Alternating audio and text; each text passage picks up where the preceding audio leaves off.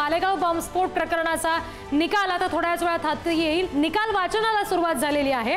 प्रत्येक आरोपींवरचे जे आरोप आहेत त्याचं वाचन सध्या सुरू आहे। बॉम्बस्फोट खटल्याच्या निकाल वाचनाला सुरुवात झालेली आहे मालेगावमधल्या बॉम्बस्फोट खटल्याच्या, आणि आता त्याचे सगळे तपशील आपण बघतोय। न्यायमूर्ती लाहोटी निकाल वाचन करतायत। या वाचनाची सुरुवात झाली आहे। सरकारी युक्तिवाद सुद्धा वाचून दाखवला जातोय, अशी ही तपशील सध्या हाती येते। कर्नल प्रसाद पुरोहितने आरडीएक्सची व्यवस्था केली असा सरकारी युक्तिवाद केला गेलेला आहे।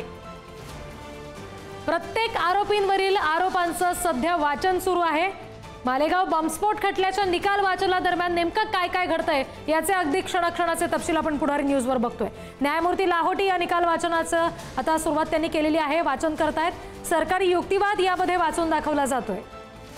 कर्नल प्रसाद पुरोहितने आरडीएक्सची व्यवस्था केली असा सरकारी युक्तिवाद करण्यात आलेला आहे। आता खटल्याचं जे निकाल वाचन आहे त्यात नेमकं काय काय घडतंय याचे तपशील सध्या आपण बघतोय। न्यायमूर्ती लाहोटी आहेत जे हा निकाल वाचतायत। सरकारी युक्तिवाद सुद्धा यावेळेला वाचून दाखवला जातोय।